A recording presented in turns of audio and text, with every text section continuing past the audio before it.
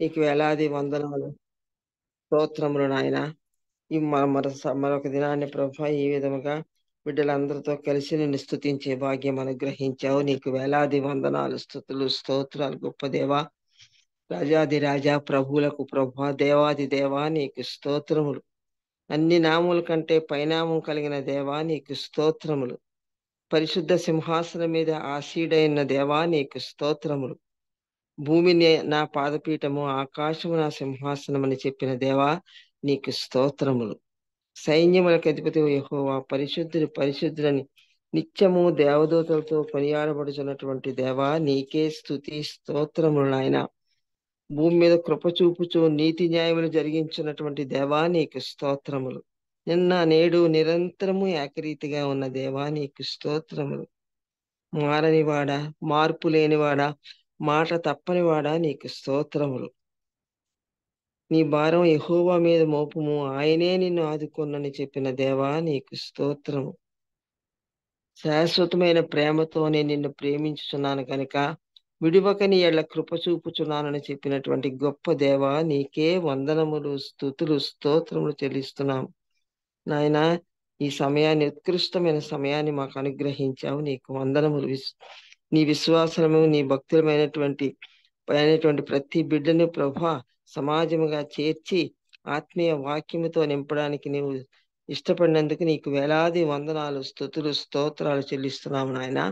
ఈ సమయంలో నాయన పాటల ద్వారా, ప్రార్థన ద్వారా, ప్రతి విషయం ద్వారా నిన్ను స్తుతించి గణపరిచిన బిడ్డలందరి బట్టి నీకు వందనాలు, స్తుతులు, స్తోత్రములు చెల్లిస్తున్నాం నాయన. నీ వాక్యమును వినబోచుండగా మమ్మల్ని అందరినీ సిద్ధపరచండి ప్రభా. పాపులం ప్రభా, బలహీనం ప్రభా, ప్రతి నిమిషము తప్పిపోయేటువంటి వారం ప్రభా. కాబట్టి నాయన, వాక్యం వినుటలో మాకు శ్రద్ధను అనుగ్రహించండి. మా హృదయాలు తెరవడానికి మాకు సహాయం చేయండి నాయన. మంచి నేలలో పడిన విత్తనం వలె ఆ వాక్యం మా హృదయములో నాటుకోవడానికి నువ్వు సహాయం చేయండి ప్రభా. వాక్యాన్ని విని దాన్ని ఆలోచించి దాన్ని నాయన మా జీవితంలో నాయన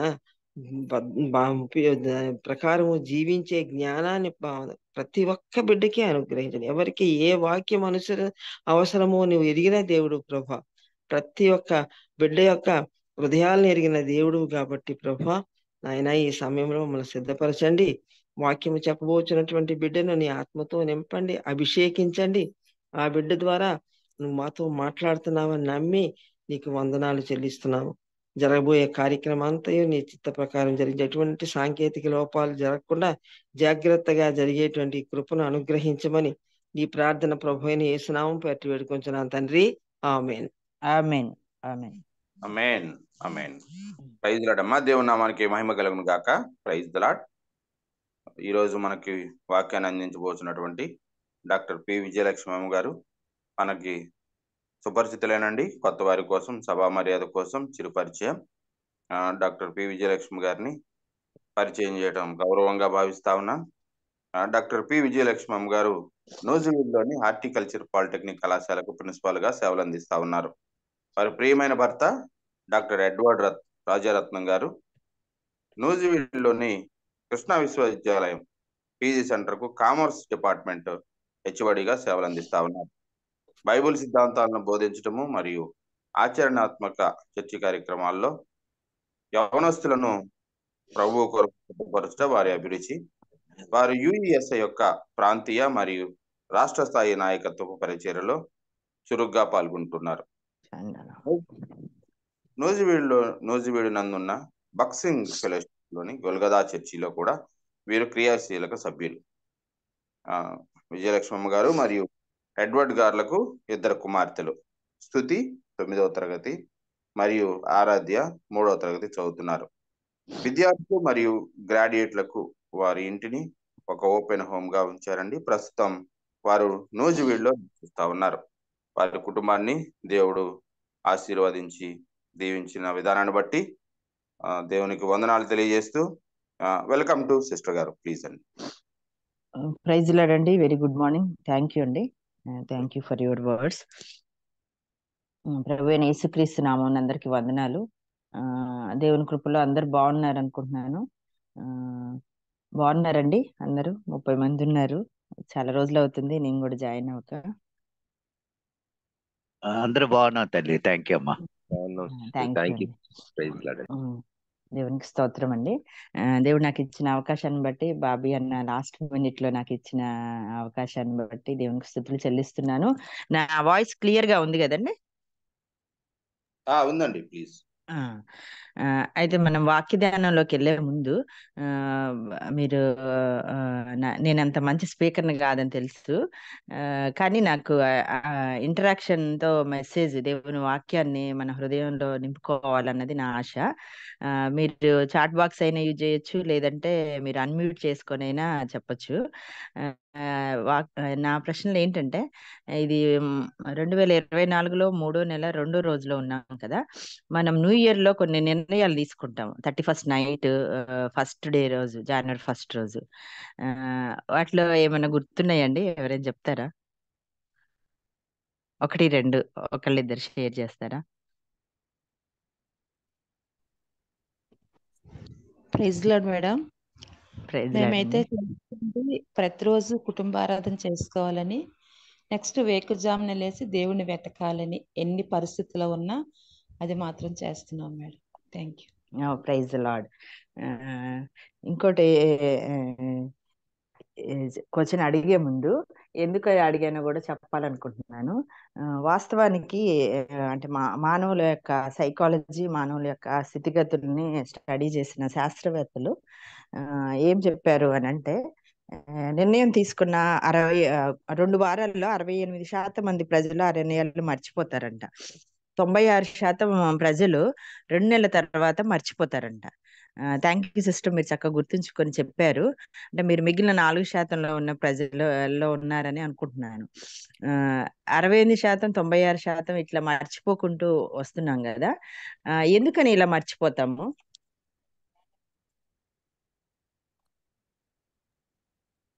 నిర్లక్ష్యం.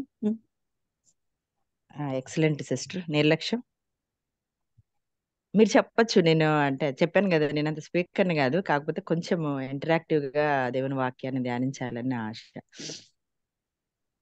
ఏ విషయమైనా అది చాలా ఇంపార్టెంట్ అని అనిపించకపోతే మర్చిపోతాం. అంటే దాన్ని లైట్ తీసుకుంటారు. అది చాలా ఎగ్జాక్ట్లీ మేడం. ఇంపార్టెంట్. ఎస్, మన మనుషులు, మన అవసరాలు, మన పరిస్థితులు, మన పరిసరాలు, ఓవరాల్ గా మన లైఫ్ స్టైల్ బట్టి మనకి ఆ ప్రిఫరెన్సెస్, ఆ మెమరీ అంతా గుర్తుంచుకోవాలా లేదా అన్నది ప్రిఫరెన్సెస్ మెమరీ ఉంటది. ఇప్పుడు అది ఎగ్జాక్ట్లీ వచ్చేదైతే గబకం ఉంటది. ఇప్పుడు రిజర్వేషన్ చేయించుకుని ఏదైనా ఊరు వెళ్తున్నాం కూడా అది మర్చిపోలేము. అది రాత్రి అంతా నిద్ర పట్టుకుని ఉంటది. అదే రోజు వెళ్ళే మందిరానికి వెళ్ళాలంటే అది నిర్లక్ష్యం, ప్రతి వారం వస్తుంది కదా అని. Exactly. Thank you madam, thank you. మరి దేవుడి విషయంలో ఎప్పుడైనా ఆలోచించారా? దేవుడు ఏ నిర్ణయాలు తీసుకుంటాడు? దేవుడు కూడా ఇలా 68%, 98%, 4%, అలానే ప్రిఫరెన్సెస్, నాన్ ప్రిఫరెన్సెస్ ఏమన్నా ఉంటాయండి? దేవునికి అలా ఉండవు. ఆయన దేవుడు. ఆయన నిర్లక్ష్యంగా ఉంటే మనం చాలా నష్టపోతాము. ఆయన చెప్పింది కరెక్ట్ గా ఎన్ని సంవత్సరాలు, సపోజ్ 200 సంవత్సరాల ముందు చెప్పినా 200 సంవత్సరాల తర్వాత కాలం సంపూర్ణమైన అది నెరవేరుస్తాడు. ఖచ్చితంగా నెరవేరి తీరుతుంది. Exactly madam. Thank you madam. Just అంటే కొంచెం వామప్ అవటానికి ఇలా అడిగాను. ఇంత సిల్లీ క్వశ్చన్స్ అడుగుతున్నారేంటి విజయలక్ష్మి అనుకోకండి. దేవుడుకి ఆయన దేవుడు, మన మనుషులు మనం మర్చిపోతాం. మన లైఫ్ స్టైల్లో అసలు ఒక్కోసారి మన గురించి మనం కూడా మర్చిపోయే పరిస్థితిలో ఉంటాం బిజీగా. కానీ ఆయన దేవుడు, ఆయన మర్చిపోడు అసలు. ఆయనకి ఖచ్చితమైన ప్రణాళిక ఉంటది. ఆయన ప్రణాళికలో ఆయన కొన్ని నిర్ణయాలు తీసుకుంటాడు. ఆ నిర్ణయాలకి ఆయన తూచా తప్పకుండా ఆయన ఎప్పుడు పర్ఫెక్ట్ గా ఉంచుకుంటాడు. అందుకే ఆయన దేవుడు అయ్యాడు. కానీ మనిషి విషయానికి వచ్చేసరికి మనిషికున్న ఈ 68%, 96%, 4% లో దేవుడిని కూడా మర్చిపోయి నేను ఎక్కడి నుంచి వచ్చాను, నేను ఎందుకు వచ్చాను, ఏం చెయ్యాలి అన్న విషయాలు కూడా అర్థం చేసుకోకుండా, అసలు పట్టించుకోకుండా ఇష్టానుసారంగా ఉన్న మనిషి విషయంలో దేవుడు మర్చిపోడు గాని మౌనం వహిస్తాడు. ఆయన మాట వినే విషయంలో ఆయన నిర్ణయాలు మనిషి జీవితంలో మానవాళి మీద చూపించటానికి ఎప్పుడూ సిద్ధంగా ఉంటాడు. ఆయన మార్పు లేనివాడు. అలాంటి దేవుడు మనిషి యొక్క దృక్పథంలో మనిషి యొక్క ప్రవర్తనను బట్టి మర్చిపోడు గాని మౌనం వహిస్తాడు. కరెక్టే అంటారా? ప్లీజ్ ఎవరైనా రియాక్ట్ అయితే బాగుంటది. మన వాక్యంలోకి వెళ్దాం. అవునమ్మా, అంతే, కరెక్టే. ఎగ్జాక్ట్లీ అన్న, థ్యాంక్ యూ అన్న. ఎందుకు అని అంటే మత్తయి సువార్త 14వ అధ్యాయము అందరూ బైబిల్స్ తీసుకున్నట్లయితే ఈ రోజు 2 ఫ్యామిలీస్ చూద్దాము. ప్రస్తుతం ఉన్న క్రైస్తవ సమాజం భారతదేశంలో ఉన్న పరిస్థితులకి మనము మన కుటుంబాలని దేవుడు ఏ విధంగా సిద్ధపరచాలని ఆయన ప్రణాళిక ఉన్నది అన్నది మీ ముందుకు తీసుకురావాలని నేను ఆశపడుతున్నాను. మత్తయి సువార్త 14వ అధ్యాయం 1 నుంచి 12 వచనాలు ఒకసారి ఎవరైనా చదువుతారా? ఆ సమయమందు చతుర్థాధిపతి అయిన హేరోదు యేసును గూర్చిన సమాచారం విని, ఇతడు బాప్తిసమిచ్చు యోహాను, అతడు మృతుల్లో నుండి లేచి ఉన్నాడు, అందువల్లనే అద్భుతములు అతని యందు క్రియారూపకములగుచున్నవని తన సేవకులతో చెప్పెను. ఏలయనగా నీవు నీ సోదరుడైన ఫిలిప్పు భార్యయగు హేరోదియను ఉంచుకొనుట న్యాయము కాదని యోహాను చెప్పగా, హేరోదు ఆమె నిమిత్తము యోహాను పట్టుకుని బంధించి చెరసాలలో వేయించి ఉండెను. అతడు ఇతని చంపగోరెను గాని జనసమూహం ఇతని ప్రవక్త అని ఎంచినందున వారికి భయపడెను.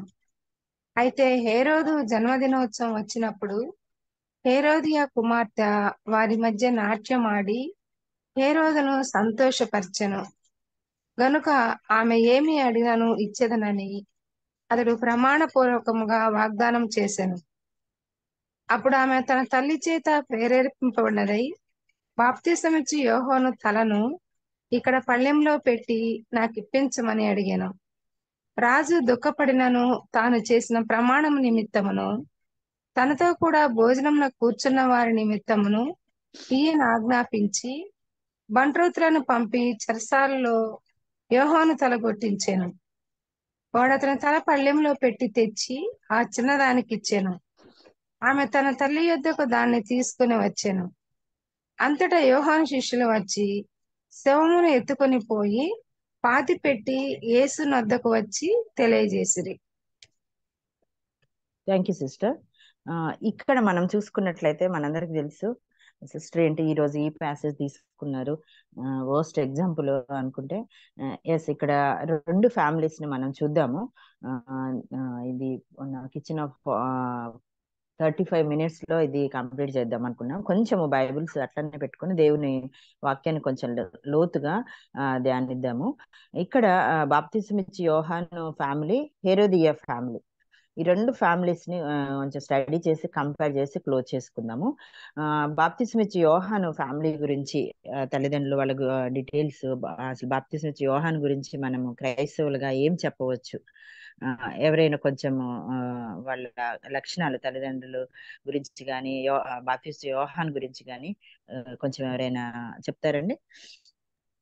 బాప్తిస్మిచ్చి యోహాను తల్లిదండ్రులు దేవుణ్ణి అంగీకరించి దేవుని పరిచర్యలో ఉన్నారు, అభిషేకింపబడిన వారు, యాజకులుగా ఉన్నారు. ఆయన జకర్యా దేవుని పనిలో నిత్యము ధూపం వేసే కార్యక్రమంలో ఉన్నారు. దైవభయం గల దైవభక్తి గల బిడ్డలు వారు.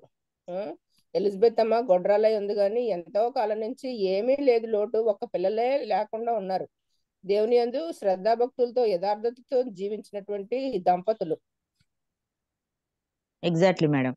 యోహాన్ గురించి ఏమని చెప్తారండి? యోహాన్ అండి పుట్టుకతోనే పరిశుద్ధాత్మ కలిగిన వాడే జీవించాడండి. తర్వాత అతడు ఈ లోకానికి వేరుగా వెళ్ళి అడవిలో ఉండి దేవునితో సాంగత్యం కలిగి భయపడక మారు మనసు విషయమై చెప్పగలిగిన మంచి స్థితిలో ఆయన అందరికీ హెచ్చరించాడండి. తర్వాత పరిస్థితులు అవనియండి, సర్దుకీలు అవనియండి, వారు వస్తున్నప్పుడు సర్ప సంతానం అని కూడా హెచ్చరించాడండి. మారు మనసు తగిన ప్రతిఫలం పొందాలని కూడా హెచ్చరించాడు. మరి ఎంతో చుట్టుపక్కల ఎన్నో దేశాలు, ఎన్నో ప్రాంతాల నుంచి కూడా వచ్చి ఆ మారు మనసు విషయమై బాప్తిసం తీసుకోవడానికి ఆయన దేవునికి ముందుగా ఆ మార్గాలు సరాలు చేయడానికి పుట్టినవాడే ఉన్నాడండి. థ్యాంక్ యూ తల్లి. థ్యాంక్ యూ పాస్టర్ గారు, థ్యాంక్ యూ. నేను అంటే మనకి తెలిసిన విషయాలే, జస్ట్ ఈ ఫ్యామిలీ గురించి ఒకసారి మనం డెప్త్గా ఆలోచించినట్లయితే, మత్తయి లూకాసు వార్త 1:6లో ఆయన యాజక ధర్మం ప్రకారం తండ్రి జకరియా యాజకుడు, మేడం గారు చెప్పినట్టు తల్లి ఎలిజబెత్ యాజకుని భార్య, వీళ్ళు వృద్ధాప్యంలో, ఇదంతా మనకు తెలుసు. వీళ్ళల్లో కొన్ని స్పెషల్ క్యారెక్టర్స్ నేను ముందుంచుతాను. అయితే 1:67 వచనంలో ఉంటది. ఏంటి అని అంటే 1వ అధ్యాయం మొత్తం మనము జస్ట్ గా చెప్పుకున్నట్లయితే, జకర్యాకి గాబ్రియేల్ దూత ప్రత్యక్షమైనప్పుడు దేవుని సన్నియందు నిలిచిన దేవుని సన్నియందు నిలిచిన గాబ్రియల్ అని తన గురించి తను ఇంట్రడ్యూస్ చేసుకుంటుంది. అప్పుడున్న పరిస్థితులు మనం విశ్లేషించినట్లయితే బైబిల్లో మలాకీకును మత్తయి సువార్తకు మధ్య 400 సంవత్సరాల పాటు యెహోవా దేవుని ప్రత్యక్షత ఎవరికి లేదంట. It's silent period, dark period అని హిస్టరీ వాళ్ళు చెప్తారు. అంటే దేవుని ప్రత్యక్షత లేని పరిస్థితి. ఎందుకని అలాంటి పరిస్థితి వచ్చిందంటే, ఇశ్రాయేలీలు కానీ మానవాళి కానీ అసలు దేవుడు ఉన్నాడు అనే స్పృహ లేని పరిస్థితిలో, దేవుడు ఎవరికి ప్రత్యక్షం అవ్వాలో అని ఆయన ఎత్తుక్కున్నప్పుడు ఎవరు ఆయనకి కనిపించని పరిస్థితులు ఉన్న టైంలో పరలోకం నుంచి దేవదూత దేవుని సన్నిధిలో నిలిచిన గాబ్రియల్ తను ఇంట్రడ్యూస్ చేసుకొని జకర్యా క్రమంలో జకర్యా యాజకుడిగా దేవుని సన్నిధిలోనికి వచ్చినప్పుడు తన గురించి తను ఇంట్రడ్యూస్ చేసుకుంటుంది. అప్పుడు మనకు తెలుసు ఆయన షాక్ అవుతాడు. అలాంటి ఎందుకని అలాంటి పరిస్థితి అని అంటే, ఎవరికి లేదు ప్రత్యక్షత, మనుషులు అలవాటు పడిపోయారు. కానీ అలాంటి పరిస్థితుల్లో కూడా దేవుడు మనిషిని మర్చిపోకుండా మౌనం వహించిన దేవుడు 400 సంవత్సరాల తర్వాత ఈ break the silence and reveal himself to Zechariah అన్నమాట. జకరియాకి ఆ యొక్క మౌనాన్ని బ్రేక్ చేసి ప్రత్యక్షము అయినట్టు మనం చూస్తాం అన్నమాట. దేవుడు ఇక్కడ దేవుని యొక్క గొప్ప క్యారెక్టర్ ఏంటంటే, దేవుడు సైలెంట్ గా ఉన్నాడు. ఆ క్రమంలో ఈ యొక్క జకర్యా లక్షణాలు చూస్తే ఎందుకు వీళ్ళ ఫ్యామిలీకి ప్రత్యక్షమైనట్లయితే 1వ అధ్యాయం మొత్తంలో ఉంటది. సకల ఆజ్ఞలు పాటించేవాడు, న్యాయ విధులను అనుసరించే కుటుంబంగా, నిరపరాధులుగా, దేవుని దృష్టికి నీతిమంతులుగా ఉన్నారు ఈ భార్యాభర్తలు. ఎలిజబెత్ దగ్గరికి వచ్చినట్లయితే ఈ భర్త చెప్పింది వెంటనే యాక్సెప్ట్ చేసింది, డౌట్ పడలేదు. అలానే 1వ అధ్యాయం 25వ వచనంలో ఇతరులు కంటపడకుండా దేవుని ప్రత్యక్షతని తను అనుభవించి దేవుని స్తుతించుకున్న స్త్రీగా చూస్తాము. 41వ వచనంలో పరిశుద్ధాత్మతో నింపబడుతుంది. 58వ వచనంలో మహాకనికరం పొందిన స్త్రీగా చూస్తాం. అలానే యేసుక్రీస్తుని ఈ లోకంలో శరీరధారిలో తీసుకురావడానికి మరియని దేవుడు ఎంచుకున్నప్పుడు, ఆ మరియ వచ్చినప్పుడు ఆమెని ఆ వందన వచనం విన్నప్పుడు ఆమె ఎంత పరిశుద్ధాత్మతో నింపబడింది. 3 నెలలు తన ఇంట్లో దాచుకున్న స్త్రీగా, ఒక యూనిక్ క్యారెక్టర్స్ ఉన్న స్త్రీగా మనం ఇక్కడ చూడొచ్చు అనమాట ఈ భార్యాభర్తల్ని. అలాగే జాన్ బాప్తిసం ఇచ్చి యోహాను లక్షణాలు చూసినట్లయితే నా అండర్స్టాండింగ్ ప్రకారం ఒక 15 లక్షణాలు నేను చదవాలనుకుంటున్నాను. ఎందుకు అంటే ఇప్పుడున్న పరిస్థితుల్లో భారతదేశంలో ఎలక్షన్లు రాబోతున్నాయి ఉన్న పరిస్థితుల్లో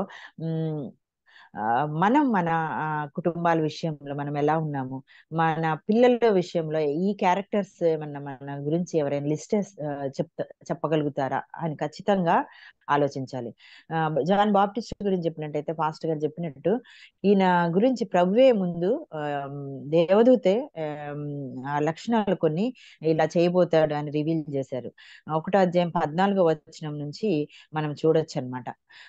ఈ గొప్పవాడు ప్రభు దృష్టికి గొప్ప కార్యాలు చేయబోతున్నాడు. అలానే ద్రాక్షరథం మద్యం తాకుండా ఉంటాడు. పుట్టినది మొదలుకొని పరిశుద్ధాత్మతో నిండి కొన్నవాడు. 4వ పాయింట్ అంటే అనేకులను ప్రభు వైపు తిప్పుతాడు. తండ్రుల హృదయం పిల్లల తట్టు, అవిధేయులకి నీతిమంతులుగా జ్ఞానం వైపు తిప్పేటట్లు యోహాను ఉంటాడని, ప్రభు కొరకు ప్రజలను ఆయత్తపరచుటకు సిద్ధపరుస్తాడు. ఏలియా లాంటి ఆత్మ కలిగి ఉంటాడు. ముందుగా అందరికన్నా యేసుక్రీస్తు కన్నా ముందుగా వెళ్ళేవాడిగా ఉంటాడు. అలాగనే నీకును ఇతరులకు మహా ఆనందం సంతోషం కలిగించే విధంగా యోహాను ఉంటాడు. అలానే ఏలియా యోహాను సువార్త 1:19 చూసినట్లయితే, నువ్వు ఏలియావా క్రీస్తువా అనే ప్రవక్తవా అంటే నేను ఎవరిని కాను అనే తగ్గింపు జీవితాన్ని కలిగిన వ్యక్తిగా చూస్తాము. అలానే ఐజయా ప్రవచనాలను కోడ్ చేసుకుంటూ నేను ప్రభు త్రోవలను సవరాలను చేయటానికి వచ్చాను, నాకన్నా వెనుక వచ్చేవాడు అని చెప్పి యేసుక్రీస్తు నుంచి గొప్పగా చెప్పిన వ్యక్తిగా చూస్తాము. 13వ క్యారెక్టర్ ఏంటంటే, అప్పటి వరకు బైబిల్లో ఎక్కడ బాప్టిజం అనే పదం మనం యాజ్ పర్ లిటరేచర్ చూడమన్నమాట.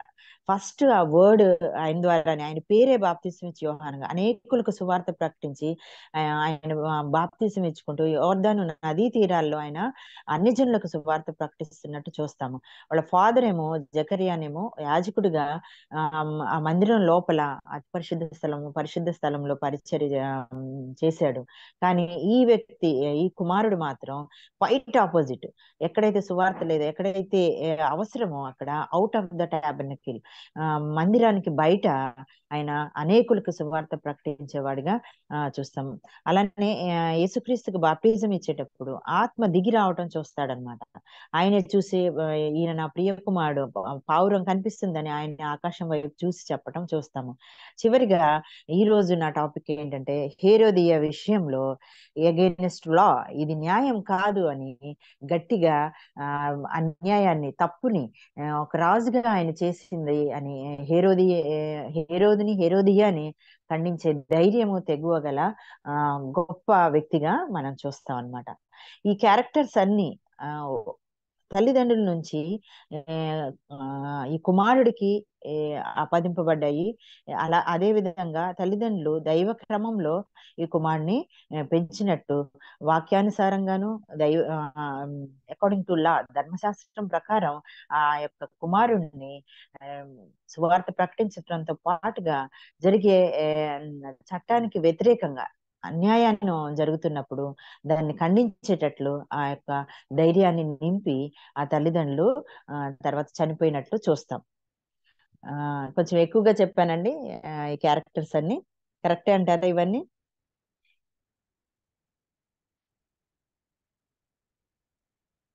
ఎవరైనా కొంచెం రెస్పాన్స్ ఇస్తారండి? ఫైనల్ గా ఈ ఫ్యామిలీలో చూసినట్లయితే నాకు నచ్చింది ఏంటి అని అంటే, వృద్ధాప్యంలో ఉన్న తల్లిదండ్రులు దేవుని ప్రత్యక్షను పొందుకున్న తర్వాత కుమారుడిని ఇలా సువార్తను ప్రకటించడానికి ప్రిపేర్ చేయటం, పంపటం. అలానే ఆయన ఫుడ్ విషయంలో, ఆయన ప్లేస్ ఆఫ్ ప్రీచింగ్, ఆయన ఫుడ్ ఎలా ఉంది అని అంటే, ఆయన అడవి తేనెను మిడతను తినేవాడు. అలానే ఆయన గాస్పుల్ డిఫరెంట్ గా ఉంటది. జడ్జిమెంట్ గురించి చెప్తాడు. మనము మత్తయి సువార్త 3వ అధ్యాయం చదివినట్లయితే ఎక్సలెంట్ గా అనిపిస్తుంది. గొడ్డల గురించి చెప్తాడు, చేట గురించి చెప్తాడు, అగ్ని గురించి చెప్తాడు. It's a warning, it's a caution to the people. ఈ విధంగా ఆయన అద్భుతంగా సువార్త ప్రకటించడంలోను, పాపం విషయంలో ఖండించడంలోను చూస్తాం అన్నమాట. అయితే దీన్ని ఇంతటితో క్లోజ్ చేసుకున్నట్లయితే మన జీవితాల్లో మనం అప్లై చేసుకోవచ్చా? ఇక్కడ చాలా మంది పేరెంట్స్ ఉన్నారు, పాస్టర్స్ ఉన్నారు, ప్రీచర్స్ ఉన్నారు. ఇప్పుడున్న పరిస్థితుల్లో ఫుల్ టెక్నాలజీ ఉంది. Artificial intelligence, mobiles, 5G network తో ఉన్నాము. మన ఫ్యామిలీస్ గురించి, తండ్రి గురించి ఈ లక్షణాలు, తల్లి గురించి ఈ లక్షణాలు, వాళ్ళ పిల్లల గురించి, కూతురు కొడుకు గురించి ఇలాంటి లక్షణాలు ఉన్నాయి అని మనం ఎప్పుడైనా ఆలోచించుకున్నామా మన ఫ్యామిలీస్ గురించి? అట్ ద సేమ్ టైమ్ మన చర్చ్ లో కానీ, మన ఈ ఫెలోషిప్లలో కానీ ఇతరులు, అన్ని జనులు కానీ, మన చుట్టూ ఉన్న వాళ్ళు కానీ, ఎస్ ఈ ఫ్యామిలీకి ఈ లక్షణాలు ఉన్నాయి, వాళ్ళ పిల్లలు ఇలా, వీళ్ళ తల్లిదండ్రి ఇలా అని చెప్పగలిగితే నిజంగా అది దేవునికి సంతోషం అండి. దేవుడు మౌనంగా ఉండడు, ముందే మనం చూసుకున్నాం. ఆ మౌనాన్ని బ్రేక్ చేసుకొని ఆది కాండంలో చూసుకున్నట్లయితే ఆయన 3వ అధ్యాయం 15వ వచనంలో చెప్తున్నాడు, అతడు నిన్ను తల మీద కొట్టును. అది దాని ఫుట్ నోట్ లో అతడు అని. దేవుని యొక్క ప్రణాళిక మనిషి పాపంలో ఉన్నప్పుడు పాపం నుంచి రక్షించడానికి కూడా దేవుడు మానవులను కుటుంబాలను ఎంచుకున్నాడు. ఆ కుటుంబాలు ఆయన ప్రణాళికలో ఉన్నప్పుడు దేవుడు ఆ కుటుంబాలని ఏ విధంగా బిల్డ్ చేయాలి అనే ఉద్దేశము ఈ కుటుంబం ద్వారా మనం నేర్చుకోవచ్చు. ఈ రోజు న్యూ ఇయర్ లో మనం ఎలాంటి డెసిషన్ తీసుకున్నామో మర్చిపోకుండా మనం మన ఫ్యామిలీస్ ఇవి యూనిక్ ఫ్యామిలీ ద్వారా కొన్ని క్యారెక్టర్స్ అయినా మన ఫ్యామిలీస్ లో ఇంప్లిమెంట్ చేసుకోవాలి, ఆలోచించాలి అన్నది దేవుడు నాకు ఇచ్చింది, షేర్ చేశాను. ఈ యొక్క ప్రణాళికలో ఈ కుటుంబాలు దేవుని ప్రణాళికలో గనక కుటుంబాలు లేకపోయినట్లయితే ఆయన ఉద్దేశాలు నెరవేర్చబడవన్నమాట. దేవుడు ఖచ్చితంగా కుటుంబాలని ఫోకస్ చేస్తాడు. కుటుంబంలో మన రోల్స్ రెస్పాన్సిబిలిటీ ద్వారా ఇతరులకు సువార్త ప్రకటించడానికి దేవుడు ఎన్నుకున్నాడని నేను నమ్ముతాను. ఎందుకని నాకు ఇలా చెప్పాలనిపించింది అంటే ఈ మధ్య చాలా కుటుంబాలలో ముఖ్యంగా పిల్లల విషయంలో, పేరెంట్స్ విషయంలో అన్యుల కన్నా విపరీతంగా మన విశ్వాసులు పిల్లలు ప్రవర్తిస్తున్నారు. అన్యుల కన్నా విపరీతమైన పరిస్థితుల్లో విశ్వాసులు ఉన్నారు అని నేను కొంచెం అబ్జర్వ్ చేసింది మేము ముందుకు ఉంచాలనుకుంటున్నాను. దయచేసి క్షమించండి ఎవరైనా పాస్టర్లు ఉన్నారు అంటే ఫీల్ అవ్వద్దు, విశ్వాసులు కూడా అసలు ఫీల్ అవ్వద్దు. ఎందుకంటే నా డైలీ లైఫ్ లో కొన్ని చూసినట్లయితే ఒక పేరెంట్ జ్ఞానశౌర్య అన్న స్టూడెంట్ ని సస్పెండ్ చేయాల్సిన పరిస్థితి వచ్చినప్పుడు వాళ్ళ ఫాదర్ నా దగ్గరకు వచ్చి, నేను మినిస్టర్స్ కి వాక్యం చెప్తాను మేడం, మినిస్టర్స్ ముందు నిలబడతాను, ఎవరైనా వచ్చి నా దగ్గర ప్రార్థన చేయించుకుంటారు, మా అబ్బాయి అలాంటోడు కాదు అని అన్నప్పుడు ఆయన చెప్పే విధానం చూసి నేనేం మాట్లాడలేదు అనమాట. ఎంత గొప్పగా చెప్పుకుంటున్నాడు. అలానే వాళ్ళ అబ్బాయి సస్పెన్షన్ వరకు వచ్చినప్పుడు కొంచెం కూడా షేమ్ గా ఫీల్ అవ్వట్లేదు అనమాట. ఆయన నన్ను ముస్లిం అనుకొని క్రైస్తవ్యం గురించి తన గురించి గొప్పగా చెప్పుకున్నాడు. నేను అప్పుడు ఒక్క నిమిషం ప్రార్థన చేసుకున్న మనసులో, దేవా ఇప్పుడున్న పరిస్థితుల్లో యాజ్ ఎ క్రిస్టియన్ గా నేనేం సమాధానం ఇవ్వాలి అని. ఆయన చాలా గొప్పగా చెప్పి మా అబ్బాయిని సస్పెండ్ చెయ్యొద్దు అని అన్నప్పుడు, యాజ్ పర్ రూల్ నేను సస్పెండ్ చేయాలండి, నేను క్రైస్తవురాల్ని అంటే నా గొప్పగా ఏం నేను చెప్పట్లేదు, కానీ ఒక్క విషయం చెప్పాను అనమాట. ఏలి కుమారులు పాడైపోవటానికి ఏలినే కారణం, బాప్టిజం ఇచ్చి యోహాను సువార్త ప్రకటించడానికి యాజకుడే కారణం.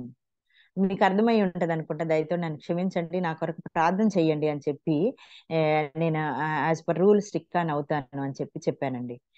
దయతో క్షమించండి.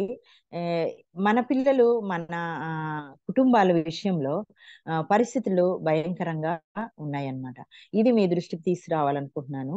ఒక్కసారి మన కుటుంబాల్లోకి మనం తొంగి చూసుకొని మన పర్సనల్ లైఫ్ లో చూసుకున్నట్లయితే దేవుడు కూడా ఇప్పుడు నా బిజీ లైఫ్ స్టైల్ టెక్నాలజీలో జకరియా, ఎలిజబెత్, జాన్ బాప్టిస్ట్ లాగా ఒక మోడల్ ఫ్యామిలీగా ఉండాలని, అలానే సువార్త విషయంలో ప్రాస్పరిటీ గాస్పెల్ కాకుండా ఫ్యామిలీస్ గా దేవుడు అనేవాడు ఉన్నాడు, జడ్జిమెంట్ అనేది ఉన్నది, గొడ్డలి, చేట, అగ్ని, నాకు ఈ 3 పదాలు చాలా చక్కగా నచ్చాయండి.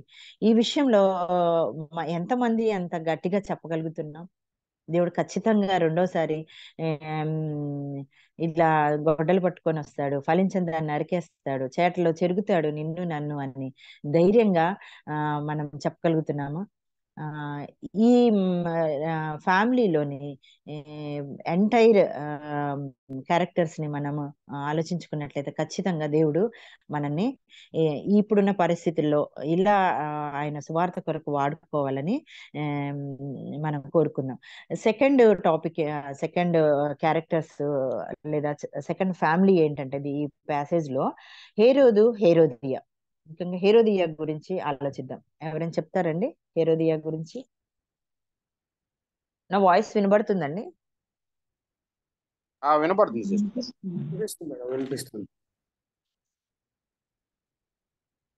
హేరోదియా రాజు యొక్క కుమార్తె, చాలా ధనవంతురాలు. రాజుగారి కుమార్తె అంటే ఉండాల్సిన అన్ని అహంకారాలు, అన్ని గర్వాలు ఆమెకు ఉంటాయి.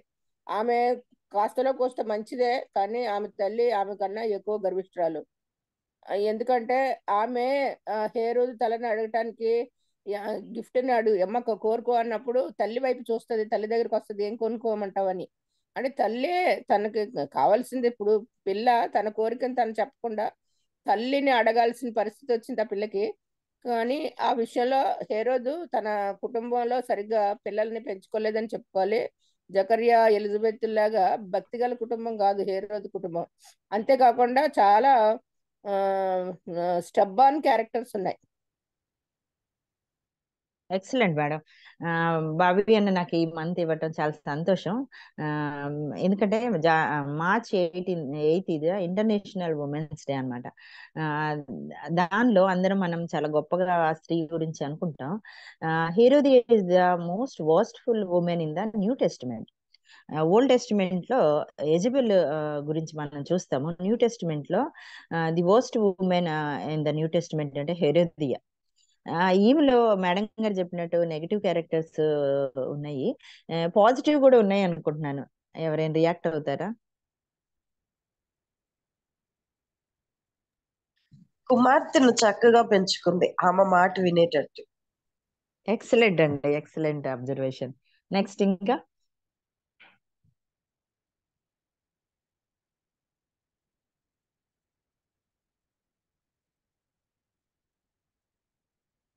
మార్నింగ్, ఎర్లీ మార్నింగ్ ఇలాంటి ఉమెన్ గురించి మాట్లాడటం చాలా తప్పు అనుకుంటున్నాను. ప్లీజ్ అండి అనుకోవద్దు. మనం ఉన్న పరిస్థితుల్లో we have to think about negative roles, we have to think about worst angle of the people also. మనం వాళ్ళ గురించి అర్థం చేసుకున్నట్లయితే మనము పాజిటివ్ వేలో స్ట్రాంగ్ గా ఉంటాము అన్నది నా ఉద్దేశం. ఇంకో క్యారెక్టర్ ఉంది మేడం చెప్పినట్లు. వచ్చిన అవకాశాన్ని అనుగుణంగా మార్చుకుంది. వచ్చిన అవకాశాన్ని చేజార్చుకోకుండా అనువుగా మార్చుకుంటుంది. ఎగ్జాక్ట్లీ అండి. హస్బెండ్ ఏ విషయంలో హ్యాపీగా ఉంటాడు, ఏ టైంలో ఏ డేలో హ్యాపీగా ఉంచొచ్చో షీ నో ఎక్సలెంట్లీ. అంతేనండి.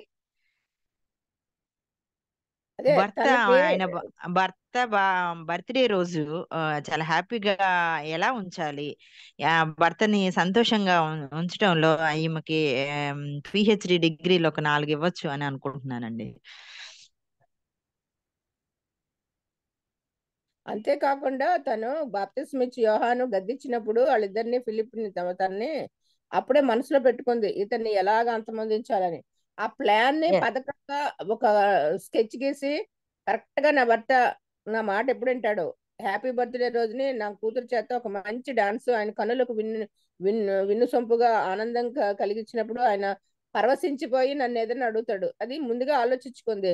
దానికి కూతురికి కూడా తెలియదు పాపం ఇలా అడుగుతుందని. తల్లి ఇలా అడగమంటదని తెలియదు, కానీ అది పాములాగా స్కెచ్ చేసుకొని తను ఏదైతే సాధించాలనుకుందో అది సాధించగలిగింది.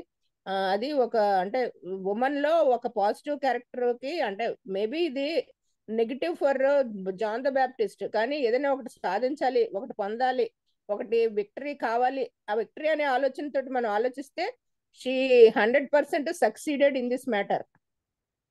Yes madam, great observation, exact గా చెప్పారు. ఇది అందరికి తెలిసింది. హెరోదియా గురించి చక్కగా మేడం షేర్ చేశారు, మంచిగా ఇంటరాక్ట్ అయ్యారు. ఇది కొంచెం డెప్త్ గా ఆలోచించినట్లయితే హేరోదు గురించి కొంచెం history, literary, geographical, cultural, religious matter మీ ముందు ఉంచాలనుకుంటున్నాను. హేరోదు యేసుక్రీస్తు పుట్టినప్పుడు ఉన్న హేరోదు ఆయన నుంచి వచ్చిన 4 కొడుకులో ఈ కొడుకు హేరోదియా యాంటిపాస్ అయిన ఒక కొడుకు. హేరోదు యొక్క ఆస్థానాన్ని 4 భాగాలు చేస్తే ఈయన బాప్తిజం ఇచ్చి యోహాన్ చంపించిన హేరోదు సౌత్ పార్ట్ లో ఉంటాడు, ఫిలిప్ ఏమో నార్త్ పార్ట్ లో ఉంటాడు అనమాట. మిగిలిన ఇద్దరు వెస్ట్ అండ్ అనదర్ పార్ట్ లో ఉంటారు. ఆ తర్వాత వీళ్ళ కొడుకు హెరోదు యొక్క మనవడు హేరోదియా అగ్రిప్పాస్ అన్న ఆయన పీటరు, జేమ్స్ అపోస్తుల కార్యాల్లో చూస్తామన్నమాట. అదే విధంగా పాల్ దగ్గరికి వచ్చినట్లయితే అపోస్తులైన పౌల్ని జైల్లో పెట్టిన ఇంకో హేరోదు అగ్రిప్పాని 2గా చూస్తాం అనమాట. వీళ్ళ ఫ్యామిలీ హిస్టరీ ఇది. వీళ్ళు రాజులు, వీళ్ళేమి యూదులు కాదు, కానీ అక్కడ పరిపాలించే ప్రజల్లో ఎక్కువ ఏ తెగ వాళ్ళకి ఏ కష్టమో వాళ్ళు అవసరమో దానికి తగ్గట్టు వీళ్ళు మారుతూ ఉంటారు. వీళ్ళకి ఏంటి అంటే ఎక్కడున్నా సరే రూలింగ్, మనకు తెలుసు రాజులు కాబట్టి selfish nature, luxurious life, fame and name కొరకు ప్రాకులాడే ఫ్యామిలీ అన్నమాట.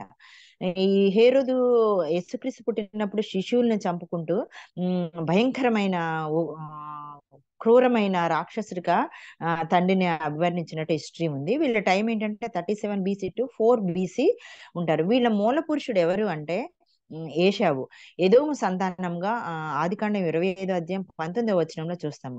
మాన్స్టర్ అన్నమాట, అంటే భయంకరమైన రాక్షసుడిగా ఈయన చరిత్రలో లిఖింపబడ్డాడు అనమాట. అయితే ఏంటి ఫిలిప్పు భార్యకి ఈయనకి ఏంటి అని చూసినప్పుడు ఈ నలుగురు కొడుకుల్లో కూడా హేరోది తండ్రి యొక్క వారసత్వాన్ని ఎక్కువగా పుణికిపుచ్చుకున్న ఆయన ఇప్పుడు మనం చదివే యాంటిపాస్, హేరోది యాంటిపాస్ అన్నమాట. ఈ కొడుకు ఏం చేస్తాడు అంటే ఆయన యొక్క రాజ్యం యొక్క వైభవాన్ని, ఆయన యొక్క ధనము, సంపద, నేము, ఫేమ్ని చూపించడానికి అన్న ఫిలిప్పు సామ్రాజ్యానికి వెళ్తాడంట. పాపం ఫిలిప్పు ఈయన కన్నా ఒక 2 steps తక్కువలో ఉన్నప్పుడు ఈ ఫిలిప్పు భార్య ఈయన యొక్క లగ్జరీ లైఫ్, ఈయన యొక్క నేము, ఫేము, ఈయన యొక్క మెయింటెనెన్స్, రాజుగా మెయింటెనెన్స్ చూసి ఈమె అట్రాక్ట్ అవుతుందంట. ఈ అట్రాక్ట్ అయిన ఉమెన్ యొక్క వీక్నెస్ ని మన ఈ యొక్క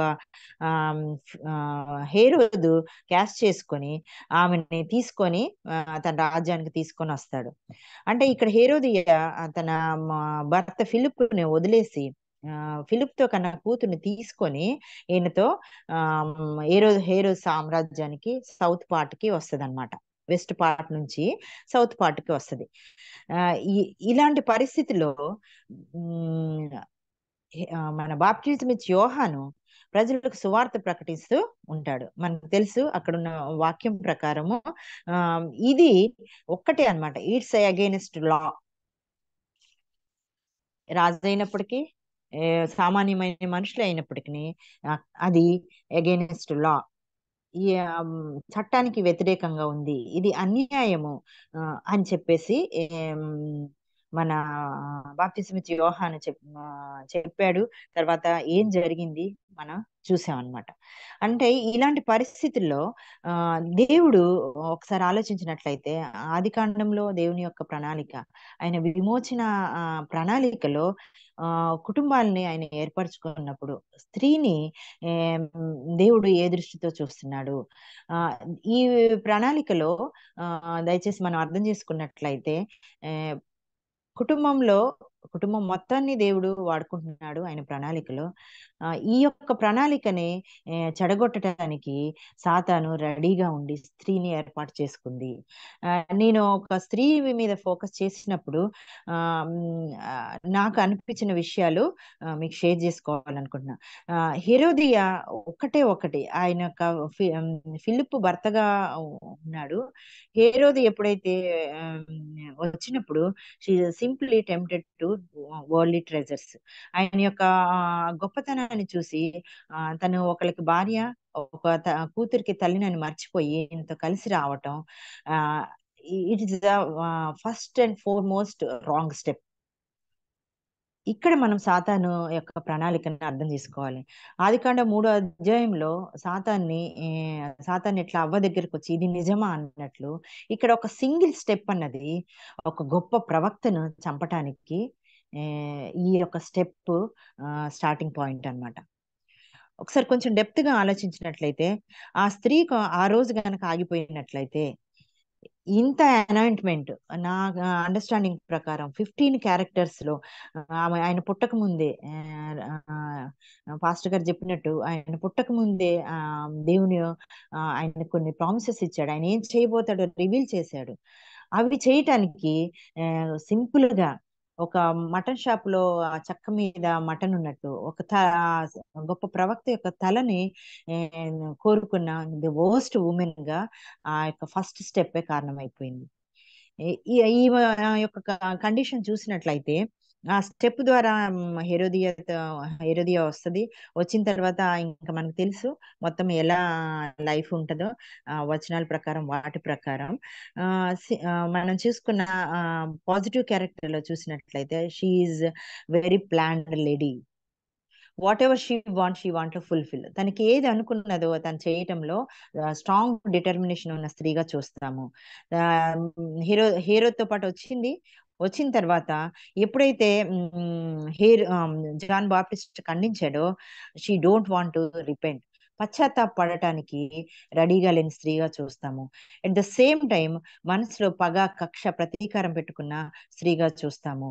అదేవిధంగా తన పగ, కక్ష, ప్రతీకారాన్ని తీర్చుకోవటానికి రాజు అయిన హేరోదుని తను ఫ్లాట్ మీన్స్ దాన్ని ఉపయోగించుకోవటానికి ప్లాన్ చేసి చివరికి ఆ కూతురి యొక్క చాము, ఆమె ఎంత అందగత్తై ఉంటది కూతురు, ఆ నాట్యానికి ఆమె టాలెంట్ ను ఉపయోగించుకొని కూతుర్ని కూడా తన ఓన్ డెసిషన్ తీసుకునేటట్లు కాకుండా తన కూతుర్ని తన మాట వినేటట్లు తన వైపు టర్న్ టు వర్డ్స్, ఇంగ్లీష్ లో ఉంటది she instructed by the mother Herodias అని ఉంటది.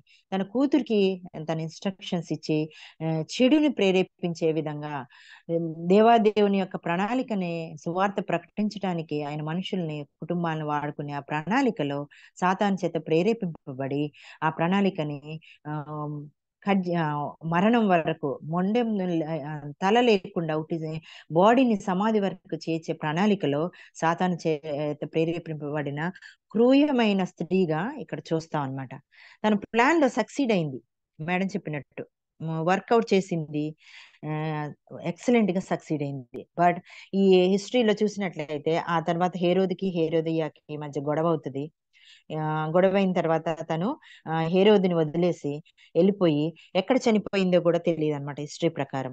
ఆ తర్వాత హేరోదు భయపడతా ఉంటాడు ఈయన చనిపోయిన తర్వాత. ఈ మన తర్వాత వచనాలు కూడా చూసుకున్నట్లయితే మత్తయి సువార్తలో ఉంటది, మార్కులో ఉంటది, యోహాన్లో ఉంటది.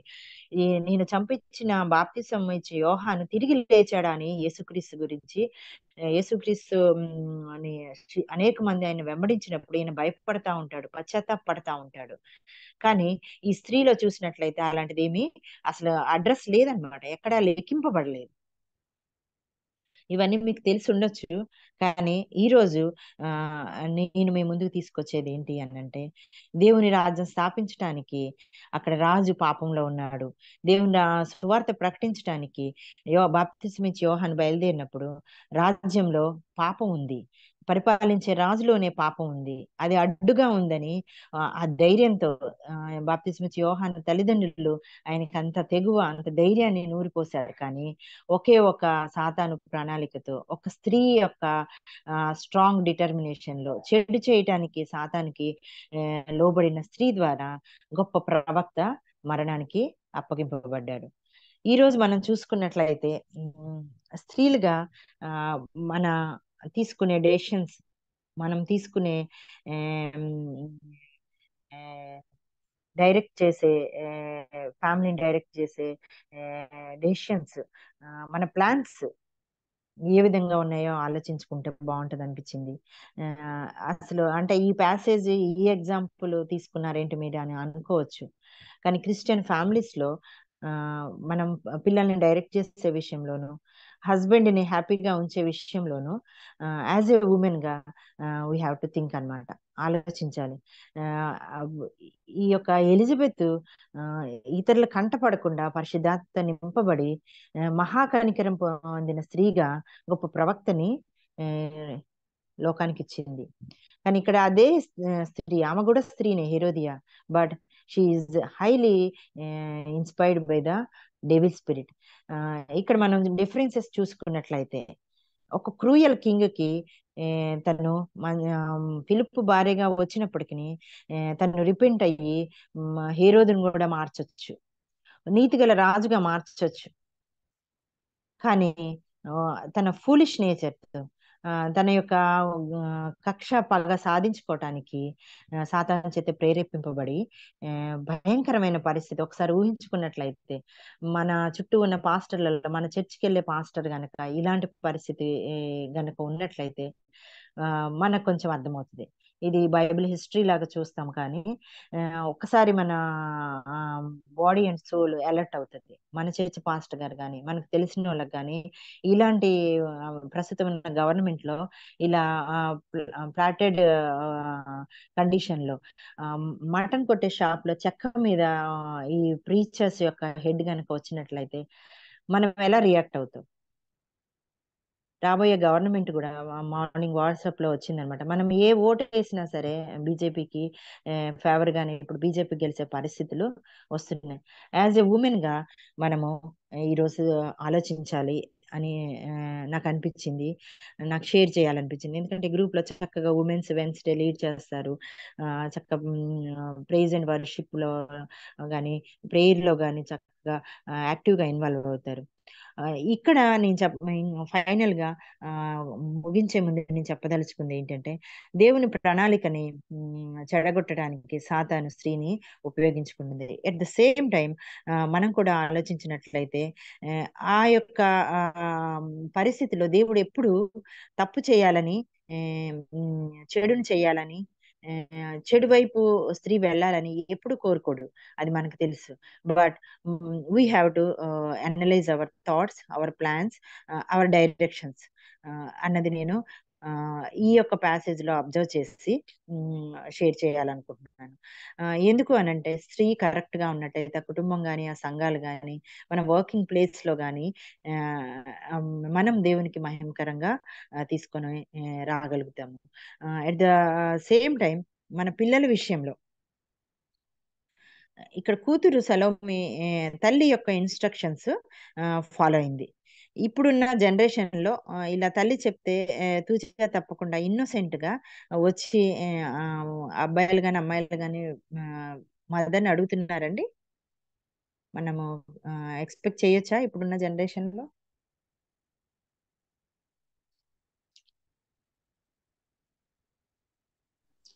లేదు మేడం. ఎలా చెప్పగలుగుతామండి లేదని?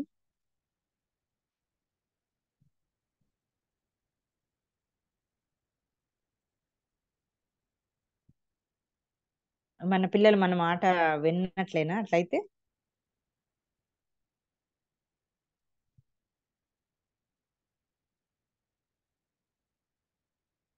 కొంచెం డిఫరెంట్ గా అంటే టఫ్ క్వశ్చన్ అంటారా? హెరోదియా చెప్పినప్పుడు సలోమి అన్న పేరుతో హెరోదియా కూతురు సగం రాజ్యం మటుకు అయినా ఇస్తాను అని హెరోద్ అన్నప్పుడు దాన్ని మా మైండ్ లో పెట్టుకోకుండా వచ్చి తల్లి దగ్గర ఇన్స్ట్రక్షన్స్ ఉంది, తల్లితో ప్రేరేపింపబడి వెళ్ళి బాప్తిస్మం ఇచ్చి యోహాను తలని అడిగింది. ఇప్పుడున్న పరిస్థితిలో మన పిల్లలు నేషన్స్ విషయంలో మన దగ్గరకు వచ్చి అడిగి మనం చెప్పినట్టు వినట్లేదు. సిస్టర్ రియాక్ట్ అయిన ప్రకారం ఎందుకని అంటారు? ఎవరు కరెక్ట్? హెరోదియా కూతురు కరెక్టా? ఇప్పుడున్న మనము మన పిల్లలు కరెక్టా?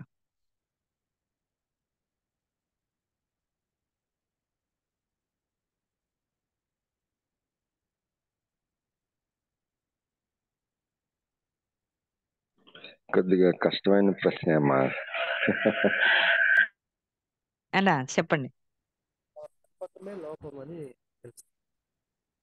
ఇప్పుడు ప్రజెంట్ జనరేషన్ కంప్లీట్లీ డిఫరెంట్ గా ఉన్నారమ్మా. వాళ్ళ అండర్స్టాండింగ్ కానీ వాళ్ళ థింకింగ్ కానీ మా మా మా మా అంటే సపోజ్ మా పిల్లల జనరేషన్ అనుకోండి, చాలా ఆశ్చర్యం వేస్తుంది వాళ్ళ ప్రతి మూమెంట్, ప్రతి స్టెప్, వాళ్ళ థింకింగ్ అంతా.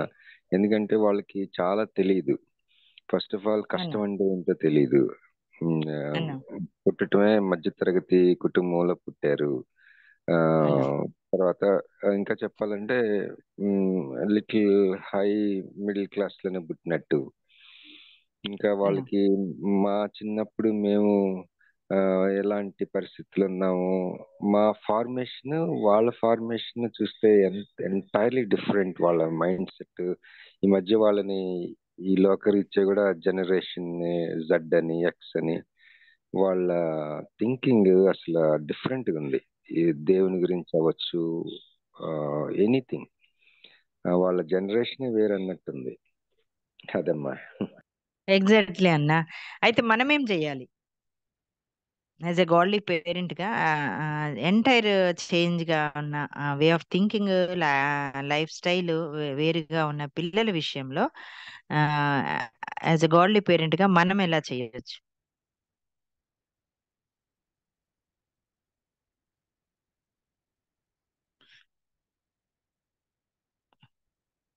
మిమ్మల్ని మెసేజ్ తీసుకోమంటే ఇలాంటి ప్రశ్నలు అడిగి మమ్మల్ని ఇబ్బంది పెట్టొద్దంటారా? ఇక్కడ అయితే మటుకు ఈ పాప చాలా ఒబీడియంట్ గా ఉంది వాళ్ళ మదర్ కి. అది చాలా గొప్ప విషయం. వాళ్ళ మదర్ చెప్పినట్టే ఉంటుంది, తన మైండ్ ఏం ఉపయోగిస్తుంది. ఇవి మన పిల్లలకు మరి మనం ప్రార్థన చేస్తే అది దేవుని కృపే అనుకుంటున్నాం. మరి వింటాం అనేది మీరు చెప్పినట్టు ఎగ్జాక్ట్ గా మేము కూడా స్కూల్ ఇక్కడ మధ్యప్రదేశ్ లో స్కూల్ చూస్తూ ఉంటారు, ఈయన మిషనరీ స్కూల్. దాంట్లో పాస్టర్ కొడుకే. వాళ్ళు అసలు ఒబీడియంట్ గా లేనప్పుడు డిఫరెంట్ గా వేసుకుని వస్తా బయట పిల్లలు కూడా డిస్టర్బ్ అవుతారు కదా, వాళ్ళ డ్రెస్సింగ్ అంతా. చెప్పినప్పుడు వాళ్ళు పిలిచి ఆయన గొప్పగా చెప్పడం, నా వెనక ఇంతమంది ఉన్నారు విశ్వాసాలు, నేను ఇంత పరిచయం చేస్తున్నాను. అది కొంచెం బాధగా ఉంటది. ఇప్పుడు మాకు పిల్లలు ఉన్నారు, మా పిల్లలు వేరే స్కూల్లో పెట్టాము. వీళ్ళు ఇట్లా డిసిప్లిన్ గా ఉండాలి, మన స్కూల్లో అయితే లిబరల్ గా ఉండే పరిస్థితి ఉంటదేమో, ఫాదర్ ఉన్నారు కాబట్టి. మేము మా పిల్లల నుంచి బాబు కొంచెం హైపర్ యాక్టివ్ ఉన్నప్పుడు వాడికి చాలా టీచర్స్ ముందే చాలా వాడిని పనిష్ చేసి వాళ్ళతో స్ట్రిక్ట్ గా ఉండమని చెప్పి మేము వస్తుంటే ఇక్కడ పరిస్థితులు వీళ్ళు పాస్టర్ పిల్లలు అయిన కూడా పాస్టర్లే వాళ్ళని వెనకేసుకొస్తా ఉంటే వరల్డ్లీ పీపుల్ ఎట్లా ఉంటారు, అది ఆ ప్రాబ్లం అయితే ఉంది. మరి మేబీ మేము చెప్పలేము, దేవుని కృప కూడా కావాలేమో మన పిల్లలు ఆయన భయభక్తులు ఉండటానికి. మనం అయితే నేర్పిస్తాము, కానీ కొంతమంది వెనకేసుకొస్తున్న పరిస్థితులు కూడా చూస్తున్నాం చాలా. Exactly sister. బాబీ అన్న చెప్పినట్టు, సిస్టర్ చెప్పినట్టు, it's a very tough time to parents. ఇలాంటి పరిస్థితుల్లోనే మనము దేవుని ప్రణాళిక అర్థం చేసుకోవాలి. దేవుడు ఎప్పుడు తల్లిదండ్రుల మాట వినని పిల్లల విషయంలో అలా వదిలేయండి, వెరీ టఫ్, ఎంటైర్లీ డిఫరెంట్. ఇలా సాతాను, నా ఉద్దేశం చెప్తాను, నాకు అంటే ప్రేయర్ చేసేటప్పుడు ఇలాంటి పేరెంటింగ్ కానీ మనము ఇప్పుడు సిస్టర్ షేర్ చేసినప్పుడు చర్చెస్ లో కానీ బిలీవర్స్ గ్యాదరింగ్ లో కానీ యాజ్ ఏ ఇండివిజువల్ గా, మదర్ గా, ఫాదర్ గా మన స్టాండ్ మన పిల్లల విషయంలో తీసుకొని మిగిలిన సమాజానికి చూపించాలి అట్లు దేవుడు నాకు ఇచ్చిన థాట్స్ మీతో షేర్ చేస్తున్నాను. ఎప్పుడు టఫ్ అనేది ఉండదండి పేరెంటింగ్ లో. దేవుడు నీకు ఆ ఆధిక్యత ఇచ్చాడు తల్లిగా, తండ్రిగా. మోజెస్ విషయంలో వెరీ టఫ్ టైం. అప్పుడు మోజెస్ ని అసలు ఇలాంటి యేసుక్రీస్తు పుట్టినప్పుడు శిశువుని ఎలా చంపబడుతున్నారు, అదే విధంగా అప్పుడు కూడా ఉంది. అప్పుడు తల్లి అదే తన కూతుర్ని మిరియాముని పెట్టుకుంది. మిరియాము నేను దాదిని తీసుకొస్తానని అక్కడ నిలబడి, నైలు నది తీరాన నిలబడి తన జమ్ముపెట్లో ఉన్న తమ్ముడిని చూసుకుంటూ రాకుమార్తె వచ్చినప్పుడు తన తల్లినే దాదిగా తీసుకొచ్చింది. ఇలాంటి టఫ్ టైంలో తల్లిగా తన పిల్లల్ని ఎలా ట్యూన్ చేసింది, అదే టఫ్ టైము ఇప్పుడు ఉంది. మనం ఆలోచించి దేవుని మీద ఆధారపడినట్లయితే ఖచ్చితంగా మనం కొన్ని స్ట్రాంగ్ డెసిషన్ తీసుకో శక్తిని దేవుడు మనకు ఇస్తాడు. మనము ఇప్పుడున్న పరిస్థితిని మనం విశ్లేషించుకొని మాట్లాడలేని కండిషన్ కూడా సాతాను కల్పించిందని నేను అనుకుంటున్నాను. ఎందుకంటే లేవి కాండంలో 17:17లో అపవిత్రాత్మ, భ్రమపరచు ఆత్మ, భయపెట్టే ఆత్మలు ఈ యుగ సంబంధమైన దేవత నుంచి మనుషులకి ప్రవోక్ అంటే ఇలా ప్రేరేపిస్తూ ఉంటాయంట. దేవుడు ఎప్పుడు దాన్ని గ్రహించేటట్లు మనకి ఆ ఛాన్స్ ఇస్తాడంట. ముఖ్యంగా కుటుంబంలో తండ్రిగా, స్త్రీగా, తల్లిగా మనం తీసుకునే డెసిషన్స్ లో ఖచ్చితంగా మనం దేవుని ప్రణాళికలో ఉన్నామా లేదా అనే అనలైటికల్ బ్రెయిన్ కూడా, అనలైటికల్ సిచ్యువేషన్స్ కూడా దేవుడు ఖచ్చితంగా కల్పిస్తాడంట. అది విశ్లేషించుకునే పరిస్థితి మనము అలాంటి సిచ్యువేషన్ లో మనమే అనాలిసిస్ చేసుకొని స్టాండ్ అయితే మనం కూడా ఒక మోడల్ ఫ్యామిలీగా ఉంటాము అన్నది నాకు అనిపించి మీకు షేర్ చేయాలనుకున్నానండి. దీని మీద మనము ఫోకస్ చేస్తే బాగుంటది.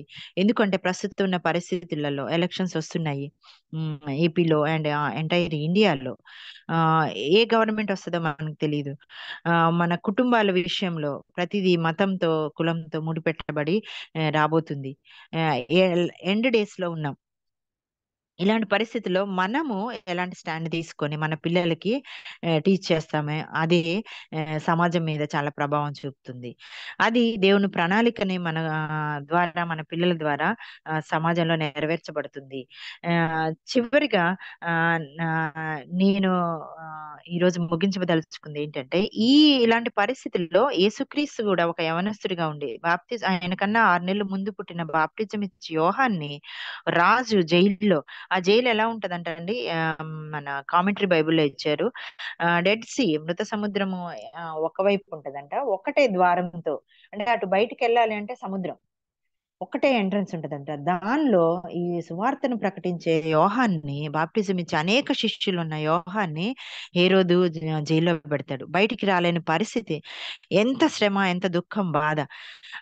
అదే టైంలో యేసుక్రీస్తు కూడా అప్పుడు ఆయన సువార్తను ప్రకటించినప్పుడు ఆయనకు కూడా అనేక మంది శిష్యులు రావటం, బాప్తిసం ఇచ్చి యోహాను ఎలాంటి సువార్త ప్రకటించాడు, యెషయా ద్వారా వచ్చిన ప్రవచనాలు నెరవేర్చడానికి ఈయన మనుషులతో ఈయన స్టాండ్ మనకి ఇప్పుడున్న పరిస్థితులకి గ్రేట్ ఎగ్జాంపుల్ అండి. యేసుక్రీస్తు ఏమంటాడు అంటే, హేరోదియా కూడా యేసుక్రీస్తుని ఈ విధంగా బాప్తిజం ఇచ్చి యోహాన్ లాగా జైల్లో వేయాలి, చంపించాలి అని ప్లాన్ చేసినప్పుడు యేసుక్రీస్తు వెంటనే ఆ నక్కతో చెప్పండి అని ఒక్క మాట అంటారు. ఆ పదం నాకు స్ట్రెస్ చేయాలనిపిస్తుంది. What a great confidence, what a great power కదండి. ఆ మనిషి కుమారునికి ఎంత శక్తి ఇవ్వబడింది, పాపాన్ని ఖండించడం, పాపాన్ని ఎత్తి చూపటం. ఆయనకన్నా ముందున్న వాళ్ళు బాప్తిజం ఇచ్చి యోహాను చంపబడ్డాడు, ప్లేట్లో తల మొండెము ఇవ్వబడింది, మొండెని తీసుకొని వచ్చి సమాధి చేశారు శిష్యులు. అలాంటి వెరీ టఫ్ టైంలో కూడా యేసుక్రీస్తు అంటాడు ఆ నక్కతో చెప్పండి అని. మార్కు సువార్తలోను యోహాన్లో రాయబడి ఉంది అనమాట. ఎంత పరిశుద్ధాత్మతో నింపబడి ఎంత దేవాదేవుని యొక్క ఉద్దేశాలు నెరవేర్చబడటానికి బాప్తిజం ఇచ్చి యోహాను యేసుక్రీస్తుని ఇక్కడ మనం చూస్తాము. ఈ రోజు మన పర్సనల్ లైఫ్ లో, మన ఫ్యామిలీస్ లో, మన చర్చెస్ లో చూసుకున్నట్లయితే వెరీ టఫ్ సిచ్యువేషన్స్. ఎవరిని ఖండిస్తే అలా అనకుండా ఉండాల్సింది అక్క, అనకుండా ఉండాల్సింది, చాలా జెంటిల్ గా స్మూత్ గా వెళ్తుంది. ఇలాంటి పరిస్థితిలో మనము చాలా విషయాలు ఖండించలేము. బట్ పాపం విషయంలో వీళ్ళిద్దరు మనకి ఎగ్జాంపుల్ అనమాట. యేసుక్రీస్తు, బాప్తిస్మ ఇచ్చే యోహాను. వాళ్ళు ఎంత పవర్ఫుల్ గా ఉన్నప్పటికీ, అధికారంలో ఉన్నప్పటికీ దేవుని చిత్తాన్ని నెరవేర్చడానికి యుగ సంబంధమైన దేవతతో పోరాటంలో వాళ్ళు ఖచ్చితంగా, కఠినంగా, సూటిగా, స్పష్టంగా ఖండించారనమాట. మనము దేవుని ఆత్మతో నింపబడినప్పుడు ఖచ్చితంగా మనం పాపానికి అగైనెస్ట్ గా స్టాండ్ తీసుకోవటానికి పరిశుద్ధాత్ముడు సహాయం చేస్తాడు. ఎలాంటి ఏరియా, ఎలాంటి మనుషుల మధ్య మనం ఉన్నప్పటికీ. చివరిగా గ్రాహం స్టెయిన్స్ లైఫ్ స్టైల్ మనం చూసుకున్నట్లయితే మనకు తెలుసు, మొన్న జనవరి 22న entire world, entire India Rama మందిరం ప్రతిష్ట రోజు గ్రాహం స్టెయిన్స్ ఫిలిప్ అండ్ తిమోతిని సజీవ దహనం చేసిన రోజు. గ్రాహం స్టెయిన్స్ వైఫ్ ఒక లెటర్ రాస్తుంది అనమాట. అది వాట్సాప్ లోను, యూట్యూబ్ లో కూడా చాలా సర్క్యులేట్ అయింది. దానిలో ఏముంటది అంటే, ఫిలిప్ తిమోతి గనక బతికున్నట్లయితే వాళ్ళు టీనేజ్ అంతా పాస్ అయ్యేవాళ్ళు, ఫిలిప్ తిమోతి మ్యారేజ్ లైఫ్ కి వచ్చేవాళ్ళు, నేను పెళ్లి దాన్ని, వాళ్ళ పిల్లల్ని, గ్రాండ్ సన్స్ ని, గ్రాండ్ చిల్డ్రన్స్ నా చేతుల్లో ఉండేవాళ్ళు, వాళ్ళని నేను పెంచేదాన్ని. వాళ్ళు మళ్ళీ నా ముందు ఆడుతూ పాడుతూ ఫిలిప్పు తిమోతి లాగా ఉండేవాళ్ళు. 2 తరాలని నేను చూడలేకపోయాను. ఒక తల్లిగా తన వేదనని ఆ లెటర్‌లో రాస్తది. నేను కరెక్ట్‌గా చెప్పలేకపోతున్నాను. మీరు గూగుల్‌లో కొడితే వస్తదనమాట. వాళ్ళు చనిపోయిన రోజు ఒక తల్లి వేదన అనమాట. ఆ యొక్క బేబీ సెల్స్ తన వూంబ్‌లో ఉన్నప్పుడు ఉంటాయి ఖచ్చితంగా పిల్లలు చనిపోయినప్పటికి. ఆ తల్లి వేదనని మనం అర్థం చేసుకోవచ్చు. కానీ చివరిగా ఆమె ఒక సెంటెన్స్ చెప్పుద్ది. ఈ లోకంలో నా ఆనందాన్ని నేను చూసుకోలేకపోయాను. నా పిల్లలు నాతో లేరు. నా పిల్లలు యవ్వన కాలము పెళ్లి చేసిన తర్వాత వాళ్ళ పిల్లల్ని నేను చూసుకోలేకపోయాను. కానీ పరలోకంలో ఆహ్, నా నా తండ్రి పరలోకపు తండ్రి కుడి పార్శ్వమున నా ఫిలిప్పు, తిమోతి చాలా సంతోషంగా ఉన్నారు అని కంక్లూడ్ చేస్తది. ఎంత అద్భుతమైన లెటర్ గదండీ! అసలది చదివినప్పుడు ఈ ఎలిజబెత్, హెరోదియా, గ్రహాం స్టెయిన్ వైఫ్ ఈ జనరేషన్‌లో చూసినట్లయితే నిజంగా వెరీ టఫ్ టైమ్స్‌లో గూడా దేవుడు ఒక స్త్రీని నిలబెట్టుకుంటున్నాడు. ఆమె ఇచ్చిన స్టేట్‌మెంటు నేను క్షమిస్తున్నాను భారతదేశంలో ప్రజల్ని. నా భర్తని, పిల్లల్ని సజీవ దహనం చేసిన వాడిని క్షమిస్తాను. అవన్నీ మనకు తెలుసు. బట్ తను తన పిల్లల్ని మర్చిపోలేదు. వాళ్ళు సజీవ దహనం క్రీస్తు కొరకు సజీవ దహనం అయ్యారు. దాన్ని తను స్టిల్ షీ ఈజ్ మెమరైజింగ్ అన్నమాట. ఈరోజు మార్చి నెలలో మనం ఒకసారి ఆలోచించినట్లయితే మనము, మన కుటుంబాలు, మన పిల్లలు దేవుని ప్రణాళికల్లో సువార్తను ప్రకటించే వాళ్ళుగా వెరీ టఫ్ టైమ్స్ లో కూడా మనము దేవుని కొరకు నిలబడేటట్లు ఈ యుగ సంబంధ దేవత పోరాటంలో ఖచ్చితంగా మనము డెవిల్ వైపు ప్రేరేపింపబడతాము. ఉన్న పరిస్థితిని అనలైజ్ చేసుకోలేని పరిస్థితిలో ఉంటాము. బట్ మనం దేవుని మీద ఆధారపడినట్లయితే దేవుడు ఆ యొక్క ప్రణాళికను మనం పూర్తిగా అర్థం చేసుకొని పరిశుద్ధాత్మతో నింపబడి ఈ ఎర్లీ మార్నింగ్ ప్రేయర్స్ ద్వారా నిజంగా సాక్ష్యాలు విన్నప్పుడు గొప్పగా అద్భుతాలు జరుగుతున్నాయి. మార్నింగ్ దేవుని వాక్యాన్ని వింటాం, జీవగ్రంథంలోని మాటలు చూసుకోవటం నిజంగా చాలా ఆశీర్వాదకరం. ఈ రోజు ఈ యొక్క ఫ్యామిలీస్ ద్వారా Zechariah, Elizabeth and Herodias, Graham Staines ఈ 3 ఫ్యామిలీస్ ద్వారా దేవుడు మనతో మాట్లాడి మన దేవుని యొక్క ప్రణాళికలో మనం ఉన్నాము. దేవుని రాజ్య సువార్తని మన ద్వారా దేవుడు ప్రకటింపబోతాడని నేను నమ్ముచున్నాను. అలా ఉండాలని ఆశపడదాం. దేవుడు నాకు ఇచ్చిన అవకాశాన్ని బట్టి ఈ మాటల్లో దయతోడ ఎవరైనా విమర్శించి ఉంటే దయతోటి క్షమించండి. ప్రస్తుతం ఉన్న పరిస్థితులు మీ ముందుకు తీసుకురావాలి అన్న ఉద్దేశంతో తప్ప ఎవరిని ఏమీ కామెంట్ చేయలేదు.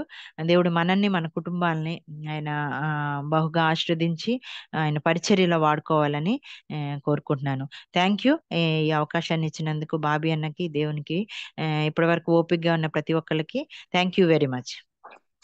థ్యాంక్ యూ అమ్మా. గాడ్ బ్లెస్ యూ అమ్మా.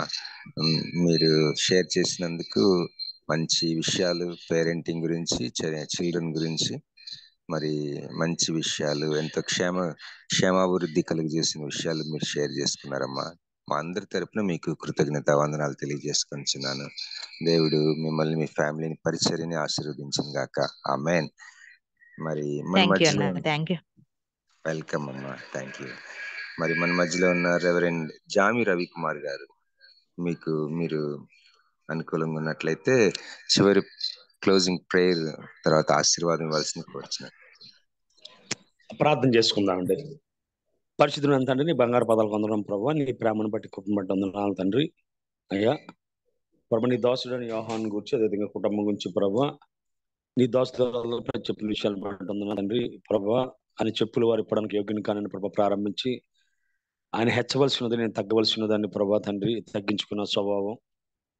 మరి ప్రాముఖ్యంగా ప్రభా అయ్యా తండ్రి, ఆహార విషయంలో కానీ, వస్త్రాల విషయంలో కానీ ప్రభా తండ్రి దృష్టి పెట్టకుండా ప్రభా ఆత్మతో నింపబడిన దేవతను కుటుంబం బట్టి వందనాలు తండ్రి. అద్భుతమైన కుటుంబం ప్రభా. జకరయ్య దేవతను ప్రభా ఆత్మపూర్ణుడై ప్రవచించాడు. ఎలిజబెత్ ప్రభా మరియం వచ్చినప్పుడు తండ్రి పరిశుద్ధాత్మ పూర్ణుడై ప్రవచించింది. యోహాను ప్రభా ఆత్మలో బలం పొంది ఆత్మానుసారంగా నడిపించాడు ప్రభా. ఏ విధంగా యోహాను కుటుంబం అంతా కూడా ప్రభా పరిశుద్ధాత్మ నడిపింపులో, పరిశుద్ధాత్మ కుమ్మరింపులో పరిశుద్ధాత్మ నాయకత్వం నడిచారు విధంగా నడవగలిగే కృప మాకు దయచేయమని ప్రార్థన చేస్తూ ఉన్నాను ప్రభా. అదేవిధంగా తల్లిదండ్రులుగా తండ్రి బిడ్డలను ప్రభా భక్తిలో పెంచగలిగే ప్రభా కృప దయచేయమని ప్రార్థన చేస్తున్నాం ప్రభా. చాలా సార్లు ప్రభా లోకం తండ్రి వారిని ఆకర్షిస్తున్న సమయంలో ప్రభా తల్లిదండ్రులు మాట వినలేని బిడ్డలుగా ఉంటూ ఉన్నారయ్యా. ఏ విధంగా అయితే ప్రభా హన్నా ప్రభా పాలతో కాకుండా ప్రార్థనతో బిడ్డను పెంచిందో సమూయేలును ప్రభా, ఆ విధంగా ప్రభా నీ వాక్యంతో తండ్రి నీ ప్రార్థనతో మా బిడ్డను పెంచగలిగే కృప దయచేయమని ప్రార్థన చేస్తున్నాను ప్రభా. నువ్వు ఏ స్థితికైనా చాలిన దేవుడు అయ్యా. పిల్లలు ఎవరైతే ప్రభా క్రమశిక్షణలో లేరో ప్రభా వారిని ప్రార్థన ద్వారా సరి చేసుకుని ప్రభా నీ కోసం వాడబడ్డానికి తండ్రి తల్లిదండ్రులుగా మాకు ప్రభా భక్తిని యుక్తిని శక్తిని సామర్థ్యాన్ని ప్రభా నువ్వే దయచేయమని ప్రార్థన చేస్తూ ఉన్నాం ప్రభా. సహాయం దయచేయండి. విత్తబడి వాక్యం తండ్రి 30 దంతులుగా 60 దంతులుగా 100 దంతులుగా ఫలించమని ప్రార్థన చేస్తున్నాను. ఈ దాసురాలను ప్రభా బహుబలంగా వాడుకొని కుటుంబం దీవించండి. ప్రత్యేకంగా ప్రభా ఈ విధంగా తండ్రి ప్రభా మీ అందరము ఉదయకాల సమయంలో కూడి నేను స్తుతించి ప్రార్థించి ప్రభా నీ మాటలు వినగలిగే భాగ్యాన్ని ఏర్పాటు చేసిన ప్రభా బాబి రత్నాకర్ గారిని వారి కుటుంబాన్ని ప్రత్యేకంగా జ్ఞాపకం చేసుకోమని ప్రార్థన చేస్తున్న వారి అవసరాలు తెరిచండి ప్రభా. అదేవిధంగా జాన్సన్ కోసం ప్రత్యేకంగా ప్రార్థన చేస్తున్న అంతని బిడ్డకు కావాల్సిన శక్తి బలము ఆరోగ్యం దయచేయండి ప్రభా. అయ్యా తండ్రి నువ్వు కలువరిలోకి వచ్చిన రక్తాన్ని బిడ్డ మీద ప్రోక్షించి ప్రభా అయ్యా దేవతను ప్రభా బిడ్డకు తండ్రి సంపూర్ణ స్వస్థత విడుదల దయచేయమని ప్రతి అవసరాన్ని ఐశ్వర్యంలో తీర్చమని ప్రార్థన చేస్తాను. స్వరూపగాను కూడా జ్ఞాపకం చేసుకో, కోటి వారిని జ్ఞాపకం చేసుకో. మా కోసం ప్రార్థించే తల్లుని ఇచ్చాను కొందనాలు తండ్రి, సాక్ష్యం చెప్పే తల్లుని ఇచ్చాను కొందనాలు తండ్రి. వారి ద్వారా ఆత్మీయంగా ఎదగడానికి మాకు ఇచ్చిన కృపను బట్టి వందనాలు తండ్రి. ఏదైనా పాల్గొన్న ప్రతి బిడ్డను పేరు పెట్టి దీవించమని. బిడ్డల ప్రభా ఇంటర్మీడియట్ ఎగ్జామ్స్ ప్రభా సిబిఎస్ ఎగ్జామ్స్ రాస్తూ ఉన్నారు, వారిని జ్ఞాపకం చేసుకో. అదేవిధంగా 10th ఇంటర్మీడియట్ ఎగ్జామ్స్ ప్రారంభం కావాల్సి ఉంది ప్రభా, ఆల్రెడీ ప్రారంభమయ్యాయి తండ్రి. రాసిన బిడ్డలను దీవించండి. అదేవిధంగా మా తల్లి గారిని కూడా మీ చేతులు పెడుతున్నాం. బిడ్డ అనారోగ్యం ఉంటున్న వారిని కూడా జ్ఞాపకం చేసుకో. మరి ప్రత్యేకంగా ప్రభావ ఈరోజు మేము చేయవలసిన ప్రతి పనిలో నీ శుద్ధి అనే మార్గాన్ని చూపించి సకల మహిమాగంధ ప్రభ మీరే పొందుకోమని సహాయం చేయమని ఈ చిన్న ప్రార్థన మా ప్రభుని ప్రియకుమారుడైన యేసుక్రీస్తు దివ్యనామమున వేడుకుంటున్నాం పరమ తండ్రి, ఆమేన్. పరలోకమందున మా తండ్రి, మీ నామం పరిశుద్ధపరచబడును గాక, మీ రాజ్యం వచ్చును గాక, మీ చిత్తం పరలోకమందున భూమి మీద నెరవేరును గాక. మాకు కావాల్సిన నామం దయచేయము, మరో క్షమించు ప్రకారం క్షమించము, మమ్మల్ని శోధనలో దగ్గరికి తప్పించము. ఎందుకంటే రాజ్యము బలము మహిమ నిరంతరం నిన్నావు తండ్రి, ఆమేన్. మన తండ్రి అయిన దేవుని ప్రేమ, మన తండ్రి అయిన దేవుని ప్రేమ, కుమారుడైన యేసుక్రీస్తు కృప, పరిశుద్ధ కన్యను సహవాసం, వాక్యం చెప్పిన దాసురాలకి పాల్గొన్న బిడ్డలకు, ఎగ్జామ్ రాస్తున్న బిడ్డలకు, అనారోగ్య బిడ్డలకు ఆయన కృప సదాకాలం తోడే నడిపించును గాక, ఆమేన్. థ్యాంక్ యూ పాష్ గారు. మా అందరి తరపున మీకు కృతజ్ఞతలు తెలియజేస్తున్నాను. మరొకసారి సహోదరి డాక్టర్ విజయలక్ష్మి గారికి మనందరి తరపున కృతజ్ఞతలు తెలియజేసుకుంటున్నాము. మరి దయచేసి గమనించండి, ఇదే same time same Zoom link అండి. ఎవ్రీ డే బై దేవుని కృపను బట్టి మనం చేయగలుగుతున్నాం. మరి మీ ఫ్రెండ్స్ ని మీ ఫ్యామిలీ మెంబర్స్ ని జాయిన్ అవడానికి ప్రోత్సహించండి. మరి ఈ రోజు దేవుడు మనకి మంచి ఒక దినంగా ఆశీర్వదించును గాక. జాన్సన్ కోసం దయచేసి ప్రార్థన చేయండి. ఆ బిడ్డ హాస్పిటల్ అడ్మిట్ అయి ఉన్నాడు. ఒకలాంటి బ్యాక్టీరియాకి సంబంధించిన ఫీవర్ అట. అది చాలా రేర్ గా విన్నాం. అది డాక్టర్స్ చెప్పారని రిపోర్ట్ పెట్టాడు. దయచేసి ప్రార్థనలో జ్ఞాపకం చేసుకోనండి. Let's have a blessed day today and we will meet tomorrow morning. Thank you. Praise the Lord.